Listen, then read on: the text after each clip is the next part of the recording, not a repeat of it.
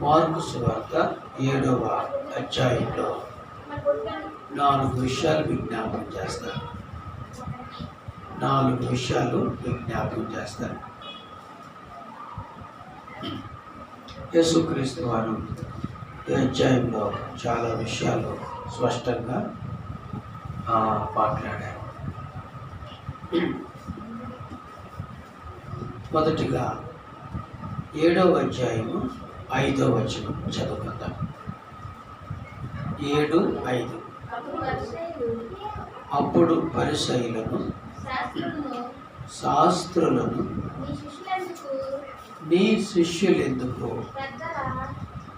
పెద్దల పారంపర్యాచారము చొప్పున నడుచుకొనక అపవిత్రమైన చేతులతో భోజనము చేయుదురని ఆయన అడిగిరి.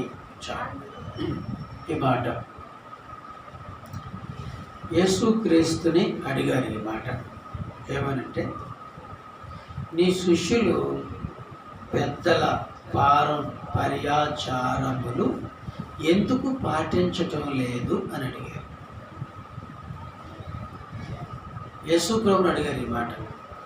ఉన్నటువంటి పరిసయ్యులు శాస్త్రులు అడిగారు ఈ ప్రశ్న. మరి పెద్దల పారంపర్యాచారాలంటే ఏంటి? ఆచారాలు. ఓకేనా? ఆచారాలు. మనుషులందరూ కూడా ఈ ఆచారాలలో మేలు ఉంది అని భావిస్తూ ఉంటారు. కానీ వాక్యం ఏం చెప్తుంది తెలుసా? ధర్మశాస్త్ర క్రియల వలన ఎవ్వరూ కూడా నీతిమంతులుగా ఉండలేరు. అంటే ఈ ఆచారాలు ఒక నీతిని తేలేవు, ఒక పాపిని మార్చలేవు,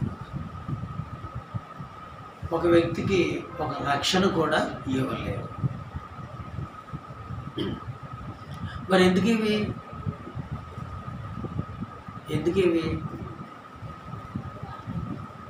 అలవాటు అయిపోయింది. అవి చేయకపోతే ఏదో నష్టం కలుగుద్దేమోనని భయం. అవి పాటించకపోతే ఏదైనా కీడు కలుగుద్దేమో భయం. ఒకవేళ మనం పాటించకుండా ఉన్న మన ఇంటి పక్క వాళ్ళు మాత్రం మనల్ని ఏం చేస్తారు? చంపేస్తారు. మనం దేవుని మీద విశ్వాసంతో దేవునిలో జ్ఞానం సంపాదించుకొని మనం జీవిస్తున్నప్పటికీ పక్కోళ్ళు మాత్రం ఏం చేస్తారు? అది చేయరేంటి, ఇది చేయరేంటి, అలా చేయరేంటి, ఇలా చేయరేంటి, మీరు ఇలా మాట్లాడతారేంటి అని మాటలతో మనల్ని బాధ పెట్టేస్తారు. మనుషుల బాధలు బట్టి, మనుషుల యొక్క మాటలు బట్టి వాళ్ళ కోసమైనా మనం ఏం చేస్తాం?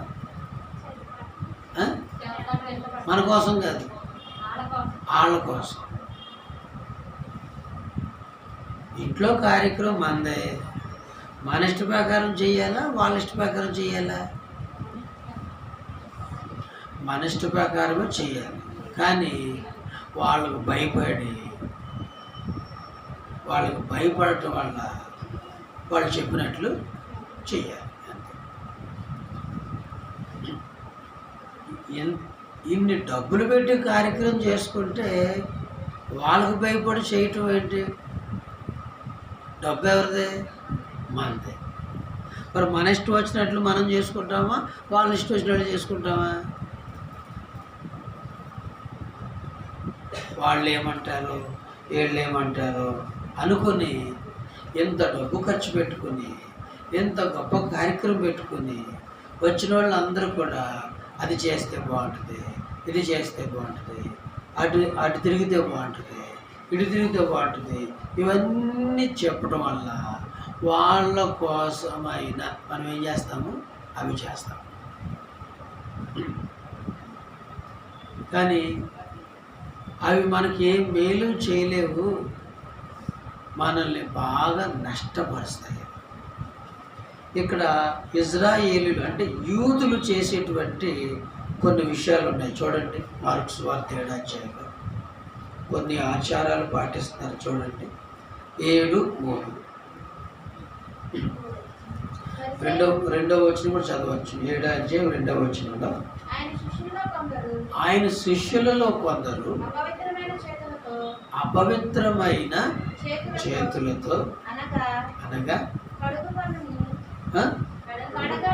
కడగని చేతులతో భోజనము చేయుట చూచిరి.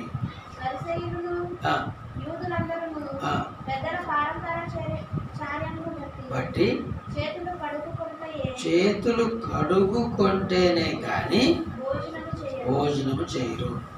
మరియు వారు సంత నుండి వచ్చినప్పుడు నీళ్లు చల్లుకుంటేనే కానీ ఏంటి, సంతకి వెళ్ళినప్పుడు కూడా, సంత అంటే మార్కెట్కి వెళ్ళి ఇంటికి వస్తే ఏం చల్లుకుంటారంట? ఎక్కడా చల్లుకునేది? నెత్తి మీద. చూడండి చిత్రంగా. అంటే మార్కెట్కి వెళ్ళాం, కూరగాయలు తెచ్చుకున్నాం, ఇప్పుడు నెత్తి మీద 4 నీళ్ళు చల్లావు, ఇక మార్కెట్ ద్వారా వచ్చిన కీడంతా పోద్దా? చూడు ఎంత చిత్రం కదా. తర్వాత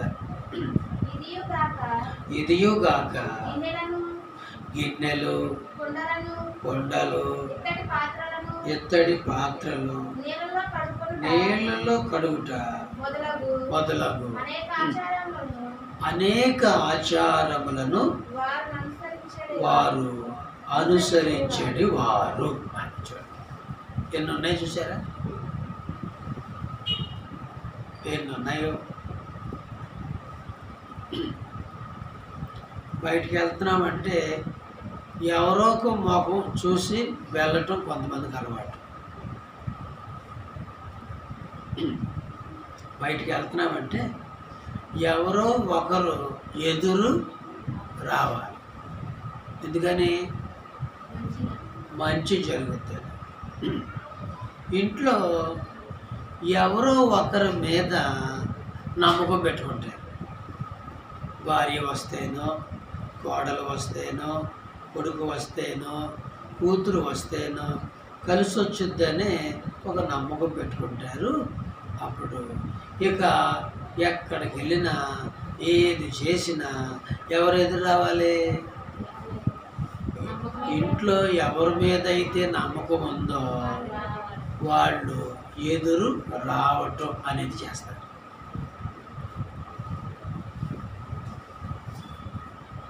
మరి అలా వెళ్ళినప్పుడల్లా కూడా ఏమైనా కలుగుతుందా? ఏమీ కలగదు. ఇప్పుడు ఇక్కడ ఇశ్రాయేలీలు మోషే ద్వారా ధర్మశాస్త్రం ఇచ్చాడు.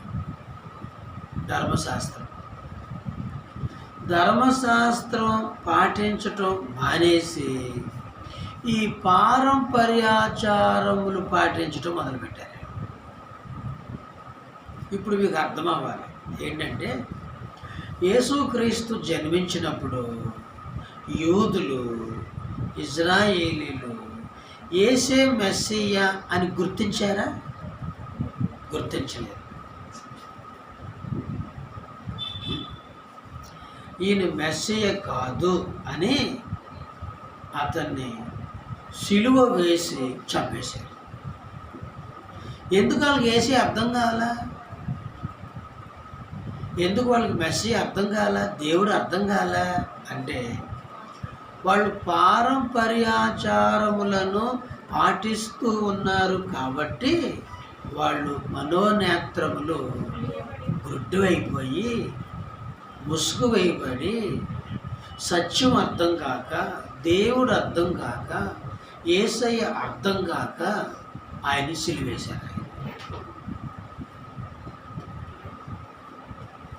దేవుడు వీళ్ళకి ఏమిచ్చాడు? పారంపర్యాచారాలు ఇచ్చాడా, ధర్మశాస్త్రం ఇచ్చాడా? ధర్మశాస్త్రం ఇచ్చాడు. మరి వీళ్ళు ఏది పాటిస్తున్నారు? పారంపర్యాచారములు పాటిస్తూ ఉన్నారు. మరి వాటిని పాటించటం వలన వాళ్ళకి ఏం కలిగింది? గ్రొడ్డుతనం కలిగింది. మెస్సయ్యే వాళ్ళ దేశంలో పుట్టిన వాళ్ళకి అర్థం కాలేదు.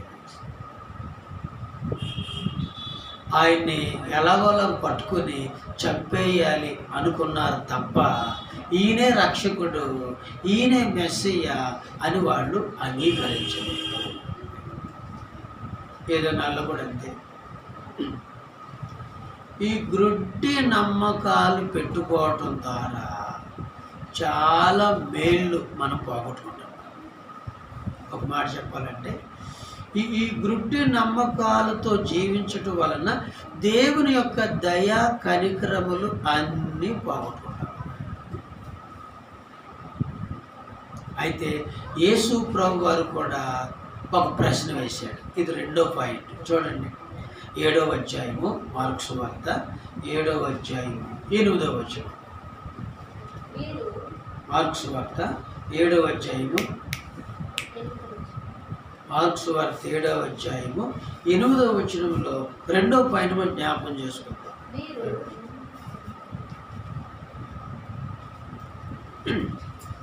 2వ అధ్యాయం 8వ వచనంలో మీరు దేవుని ఆజ్ఞను విడిచిపెట్టి మనుషుల పారంపర్యాచారమును గైకొనుచున్నారు. మరియు ఆయన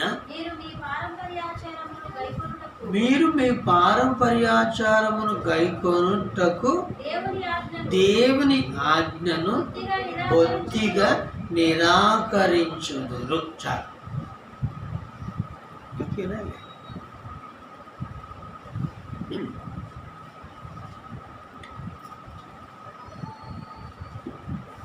మొదటిదేమో పరిసయ్యులు యేసు ప్రభుని శిష్యులు పారంపర్యాచారాన్ని పాటిస్తున్నారు ఏంటన్నారు. యేసు ప్రభు అన్నారు, సరే మీరు దేవుని ఆజ్ఞలను ఎందుకు విడిచిపెడుతున్నారు? దేవుడు మోషే ద్వారా 10 ఆజ్ఞలు ఇచ్చాడు కదా. మరి దేవుని ఆజ్ఞలు పాటించటం మానేసి మీరు పారంపర్యాచారం అనుసరిస్తున్నారేంటి? దేవుడు మీకు ఆచారం ఇచ్చాడా, వాక్యం ఇచ్చాడా? మీకు వాక్యం ఇచ్చాడు. మీకు వాక్యం ఇస్తే మీరు వాక్యం పాటించటం మానేసి ఆచారం పాటించడం ప్రారంభించారు. ఇప్పుడు మీకు అర్థం కావాలి, ఆచారం మేలు చేసుద్దా, వాక్యం మేలు చేసుద్దా? దేవుని వాక్కు మేలు చేసుద్దా, ఆచారం మేలు చేసుద్దా? దేవుని మాట స్వస్థపరచుద్దా, ఆచారం స్వస్థపరచుద్దా? దేవుని మాటే. అందుకే మనం దేవుని ఆజ్ఞలు నమ్మకంగా పాటించాలి. ఎందుకంటే దేవుని ఆజ్ఞలో గొప్ప ఆశీర్వాదం ఉంది. ప్రతి ఆజ్ఞలో ఆశీర్వాదం ఉంది. ఉదాహరణకి దేవుని బిడ్డలు 6 దినాలే కష్టపడాలి, 7వ దినాన్న విశ్రాంతి దినం. 7వ దినాన్ని పని చేయకూడదు దేవుని పిల్లలు.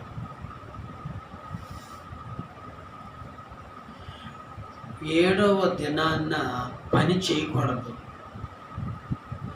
సొంత పనులు చేసుకోకూడదు.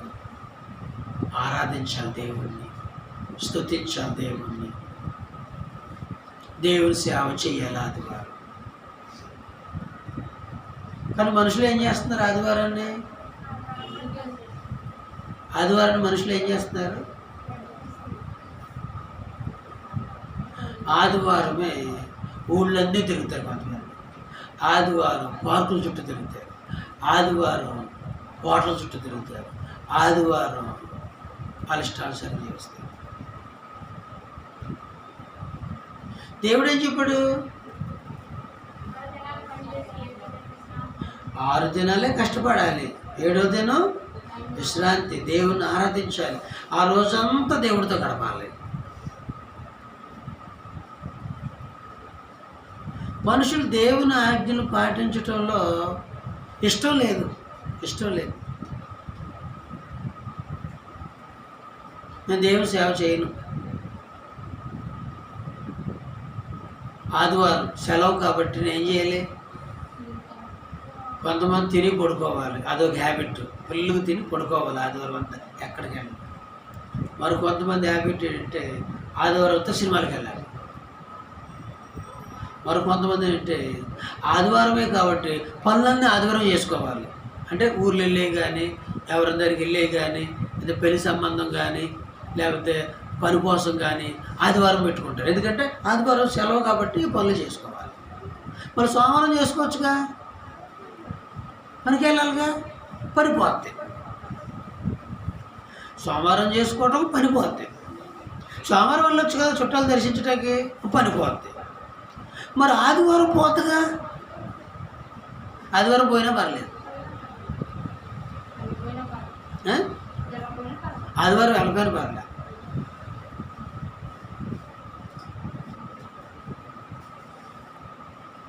నువ్వు అత్తగారింటికి వెళ్ళాలనుకుంటే మంగళవారం వెళ్ళు, ఆ మంగళవారం పనిపోద్దుగా.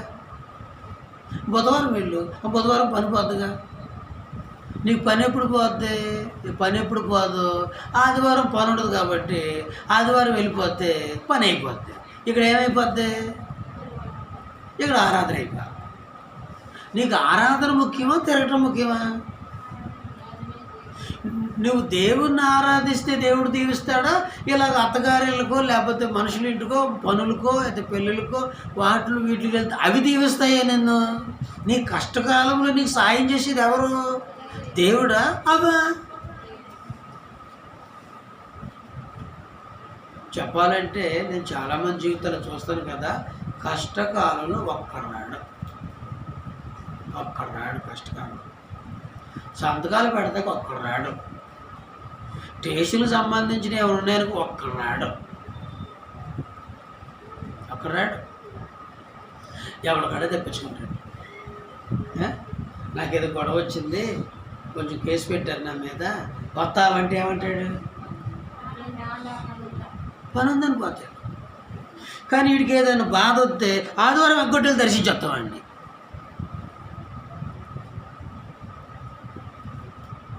అంటే ఆపత్కాలంలో ఆయన సహాయం చేస్తాడు, ఆదరిస్తాడు, బలపరుస్తాడు.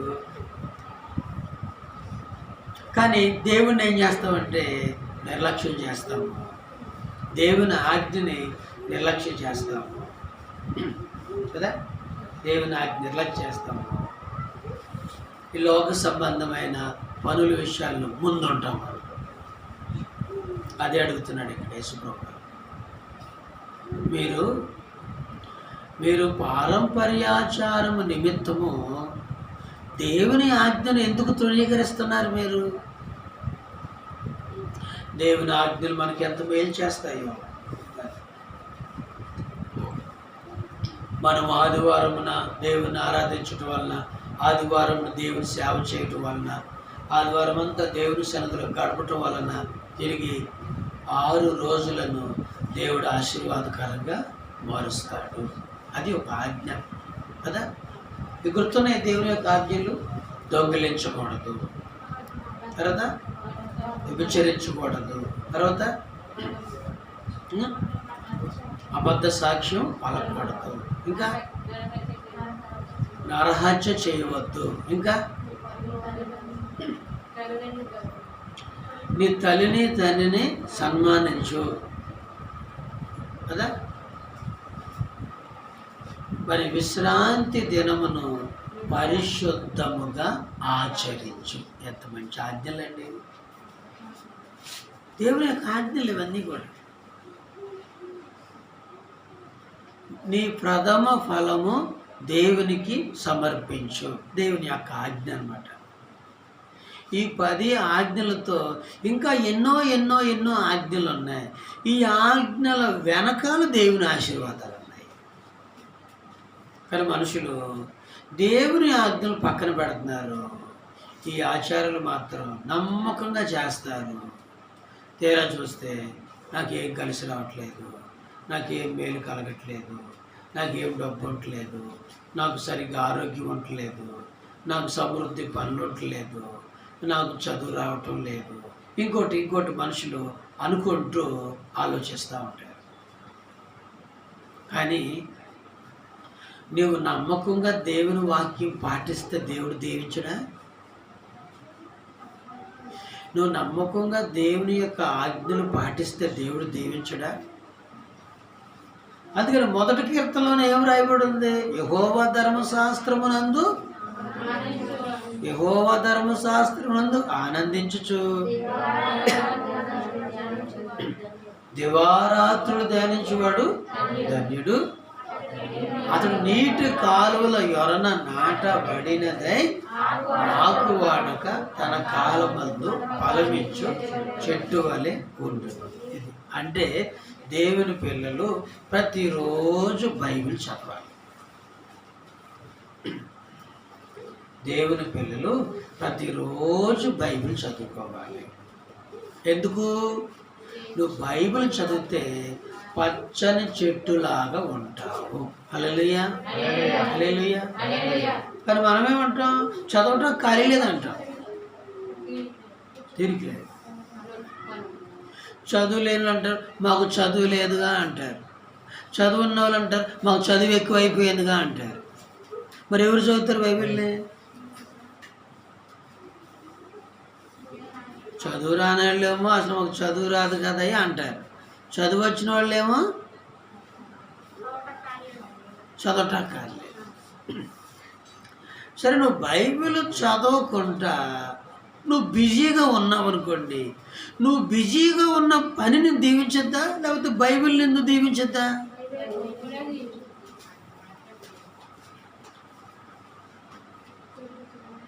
ఏమ్మా, ఏది దీవించిద్ది? మరి చదువుతున్నావా? చదవట్లేదు. మరి ఏం పాటిస్తాం?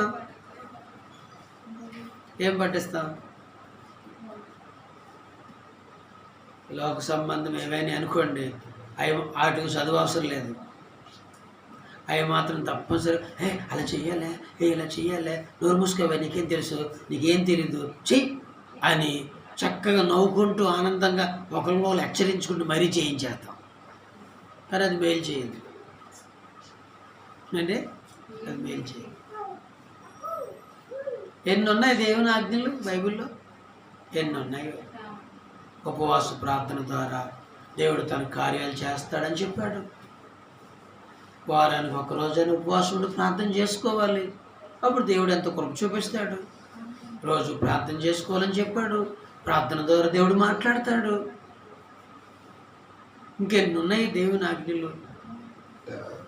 దేవుడు మనకి ఇచ్చినటువంటి కష్టార్జితంలో దేవుని భాగం ఇవ్వాలని చెప్పాడు. అలా దేవుని భాగం ఇవ్వటం వలన నేను ఆకాశ వాకిలి విప్పి మీ సహాయం చేస్తానని చెప్పాడు.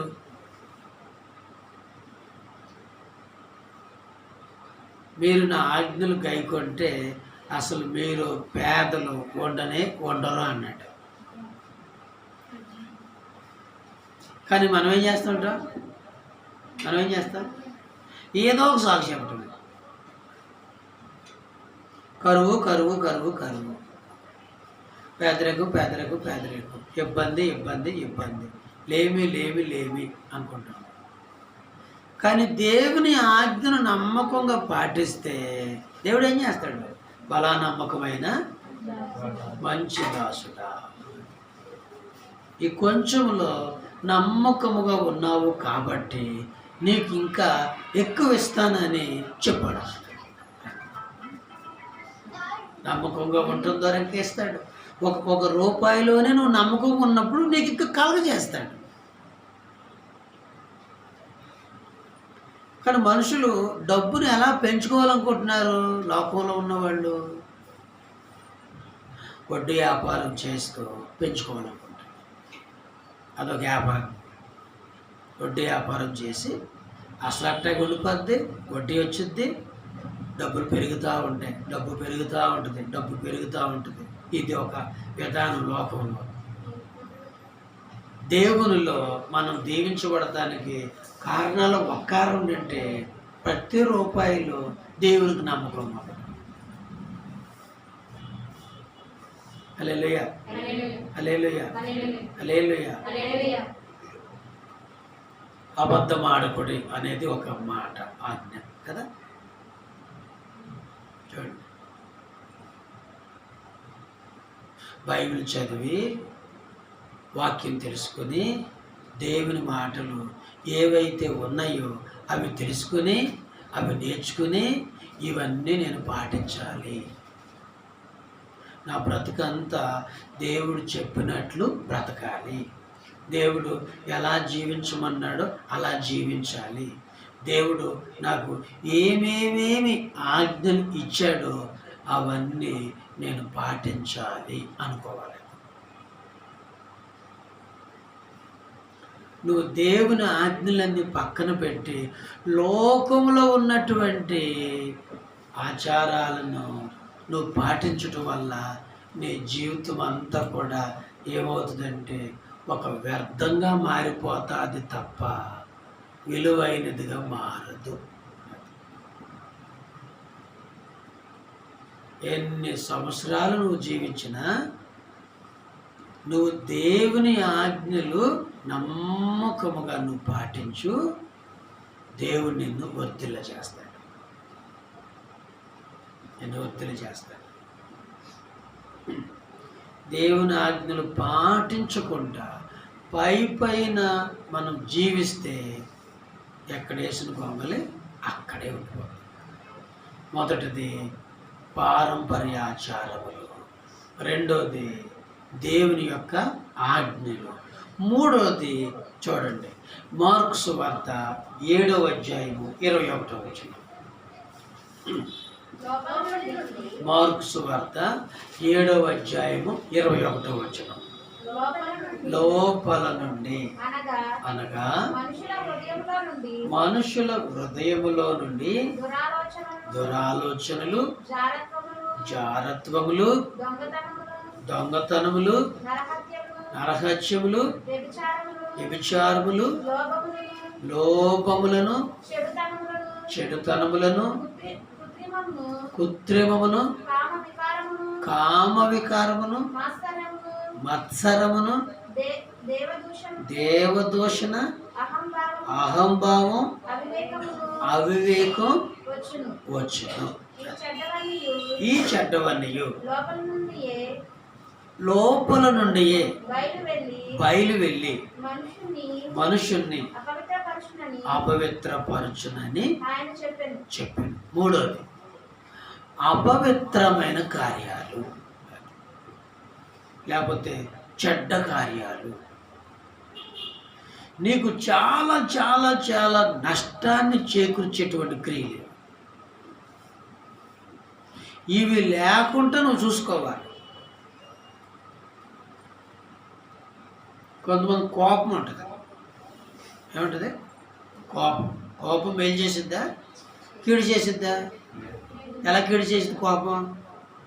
కయ్యను కోపం వచ్చింది, తమ్ముడిని ఏం చేశాడు? చంపేశాడు. ఏం తెచ్చుకున్నాడు? శాపం తెచ్చుకున్నాడు. కోపం మేలు చేసిందా? చేయలే. కాబట్టి కోపాన్ని ఏం చేసుకోవాలి? నువ్వు తీసేసుకోవాలి. చెడ్డ కండ్లు, చెడ్డ కండ్లు. చెడ్డ కండ్లు అంటే చెడుగా చూడటం, చెడుగా చూడటం. చెడుగా ఎలా చూస్తారు? రెండు కళ్ళే ఉన్నాయిగా, అందరూ ఒకలాగే చూస్తారు కదా. చెడుగా కూడా చూస్తారా? ఎలా చూస్తారు చెడుగా చూడటం అంటే? చెప్పండి. చెడుగా చూడటం అంటేగా చెడ్డ కళ్ళు. చెడుగా చూడటం వల్ల నష్టం జరుగుతుంది. చెడు కళ్ళు ఎప్పుడు కూడా ఒక సెల్ ఫోన్ కొనుక్కుంటే వారం లేరు కొంతమంది, ఒక ఇల్లు కట్టుకుంటే వారం లేరు కొంతమంది, ఒక మంచి చీర కట్టుకుంటే వారం లేరు కొంతమంది. చెడ్డ కళ్ళు అన్నమాట. ఎవరైనా చక్కగా తింటా ఉన్నా అమ్మో అంత తింటుందా, ఇంత తింటుందమ్మా, అంత తింటుందమ్మా. చెడ్డ కళ్ళు అన్నమాట. అందుకని కొన్ని కొన్ని దుష్టుల దెబ్బలు తట్టుకోలేము. ఏ దెబ్బలు? కొంతమంది ద్వారా వచ్చే కీడు దిష్టి దెబ్బలు తట్టుకోవటం కష్టమే. మాడి మేసి అయిపోతారు. ఈ ఇల్లు వాకులు మొత్తం అమ్ముకుని పోవటమే. అందుకేం చెప్తానంటే, నీకు బాగా ప్రార్థన కావాలి. అది అంత దిష్టిని కీడుని నీవు తప్పించుకోవాలి అంటే బాగా ప్రార్థన కావాలి.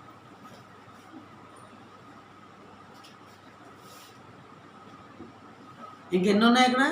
మత్సరం ఉంది. చెడ్డ కండ్లు సంసోనుకు ఉన్నాయి. చెడ్డ కండ్లు సంసోనుకు ఉండటం వల్ల సంసోను 2 కళ్ళు దేవుడు పీకేశాడు. అసూయ ఉండకూడదు. ఏముండకూడదు? అసూయ. దేవదోషం ఉండకూడదు. దేవుని దూషించడం ఉండకూడదు. మనం అవివేకం, ఇవన్నీ ఏంటి? ఇవన్నీ చెడు. ఇక్కడ దొంగతనాలు కూడా ఉన్నాయి. దొంగతనాలు 2 దొంగలు యేసుప్రభు దగ్గర వేలాడదీశారు, శిక్షించారు. దొంగతనాలు, వ్యభిచారాలు. దావీదు ఒకసారి వ్యభిచారం చేయటం ద్వారా వాళ్ళ కుటుంబం అంతటి మీదకి కీడొచ్చింది. కాబట్టి నీవు ప్రార్థన చేసుకుంటూ దేవుని సన్నిధికి వస్తూ ఈ చెడ్డవన్నీ పోగొట్టుకోవాలి. యవనస్తులైన మీరు గుర్తుపెట్టుకోవాలి, మీలో కూడా చెడు వచ్చుద్ది. యవన వయసులోనే ప్రేమలు వస్తాయి. ఎవరినొకరు ప్రేమించాలి, ఏదో ఒక అమ్మని ప్రేమించాలి, వాళ్ళతో పాపం చేయాలి, వాళ్ళతో జాగ్రత్తం చేయాలి అని దొంగ నాటకాలు ఆడేటువంటి పరిస్థితులు వస్తూ ఉంటాయి. అలాంటి శోధనలు రాకుండా ప్రార్థన ద్వారా తప్పించుకోవాలి. ఒకవేళ అలాంటి శోధనలో పడ్డావే అనుకో, జీవితం ఏమైపోద్ది? నష్టపోద్ది.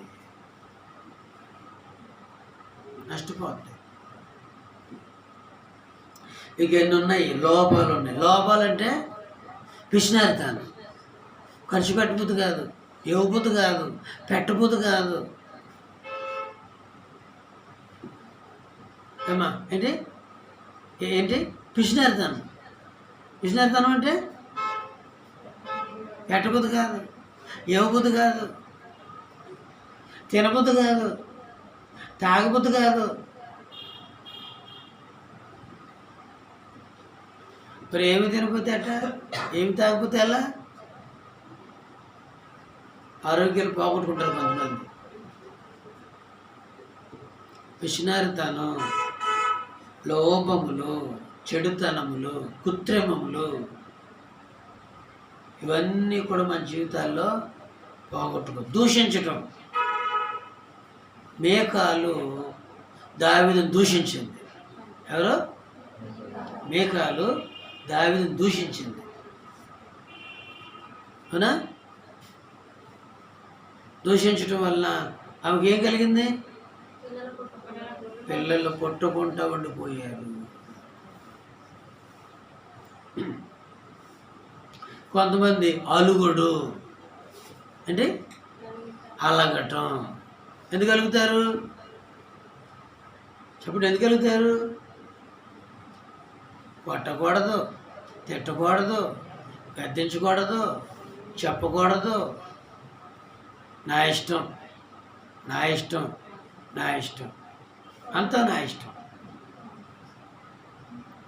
గట్టిగా అరిస్తే, గట్టిగా చెప్తే, గట్టిగా మాట్లాడితే, గట్టిగా కొడితే చాలామంది చదువులు పోయాయి. చిన్నప్పుడు మా మాస్టర్ కొట్టాడు, ఆ దెబ్బ కలిగాను, ఇక బడే మానేశాను అనేవాళ్ళు ఉంటారు. చూసారా? కాబట్టి 3వ విషయాన్ని అపవిత్రమైన కార్యాలు. కొంతమంది బూతులు మాట్లాడతారు, నోరు తెరిస్తే బూతులు, ఏదో ఒకటి వచ్చేది బూతులు, అట్లాగా ఇట్లాగా. ఈ బూతులు కూడా మనల్ని నష్టపరుస్తూ ఉంటుంది, చెడ్డ పేరు తీసుకొస్తూ ఉంటుంది బూతుల వల్ల. అర్థమైందా? అందుకని యేసు ప్రభు వారు ఇవి చాలా ప్రమాదకరమైనవి, ఇవి అపవిత్రపరిచేవి, ఇవి నష్టపరిచేవి అని యేసు ప్రభు వారు తెలియజేస్తూ ఉంటారు. 4వ విషయాన్ని జ్ఞాపకం చేస్తారు. మార్కు సువార్త 7వ అధ్యాయము 7వ వచనం. మార్కు సువార్త 7వ అధ్యాయము 7వ వచనం. వారు మానవులు కల్పించిన పద్ధతులు దైవోపదేశములని బోధించుచు నన్ను వ్యర్థముగా ఆరాధించుదురు అని వ్రాయబడినట్లు వేషధారులైన మిమ్మల్ని గురించి యెషయా ప్రవచించినది సరియే. 4వది ఏంటంటే దేవుణ్ణి ఆరాధించటం. వ్యర్థంగా ఆరాధిస్తావా, ఆత్మతో సత్యంతో ఆరాధిస్తావా? ఇది దేవుణ్ణి ఆరాధించటం. దేవుని ఏం చేయాలి? ఆరాధించటం. అంటున్నారా? మీకు రాత్రి ప్రార్థన కాబట్టి నిద్ర రాకుండా ఉంటాకి పగలో గంట పడుకోవచ్చు మీరు, అవునా? పగల ఆరాధన వాళ్ళకి కుదురుతుందా? కుదరదు. రాత్రి ఆరాధనకి ఏం కుదురుద్ది? కాసేపు పడుకోండిరా, అమ్మ నువ్వు కూడా పోసుకో, నువ్వు కూడా పడుకో, నువ్వు కూడా కాసేపు పడుకో. మనం కాసేపు పడుకుంటే మనం నిద్ర రాకుండా ఉంటుంది, చక్కగా వాక్యం వినొచ్చు అని ఒక అవకాశం ఉంటుంది మనకి. మనకు పగల అవకాశం ఉన్నప్పటికీ నిద్రపోకుండా ఏయో ఒక పనులు పెట్టుకొని మళ్ళా రాత్రి దేవుని సందుకు వచ్చి మళ్ళా నిద్రపోతున్నాం అనుకోండి, ఇక దేవుడు ఏమంటాడు మనల్ని? ఇక అందుకే అన్నాడు ఒకరిని, వెర్రివాడ. ఏమన్నాడు? వెర్రివాడ. ఈ రాత్రి నీ ప్రాణం అడుగుచున్నాను, నువ్వు సంపాదించినవన్నీ ఎవరు అయినావు అని చెప్పాడు. అంతే, చూసారా? కాబట్టి దేవుని సేవించటం, దేవుణ్ణి ఆరాధించటం, దేవుని వెంబడించటం, దేవుని మాట వినటం, దేవుని అనుసరించటం, దేవుడు చెప్పింది చేయటం, దేవుణ్ణే నువ్వు ప్రేమిస్తూ దేవుణ్ణే నీ హృదయంలో పెట్టుకుని యేసు యేసు యేసు యేసు యేసు యేసయ్యను నమ్ము, యేసయ్యను వెంబడించు, యేసయ్యను గుండెలో పెట్టుకో, యేసయ్య మాట విను, యేసయ్యకు లోబడు, యేసయ్య చెప్పింది చెయ్యి, యేసయ్య ఆజ్ఞలు పాటించు, నీ జీవితం దేవునికరంగా. యేసు లేని జీవితం అంతా వ్యర్థమే. ప్రార్థన చేసుకుందాం. మోకరించి కళ్ళు మూసుకుని 10 నిమిషాలు ప్రార్థన చేసుకుందాం. అందరూ కూడా విన్నటువంటి వాక్యాలు 4 విషయాలు నేను మీకు జ్ఞాపకం చేశాను.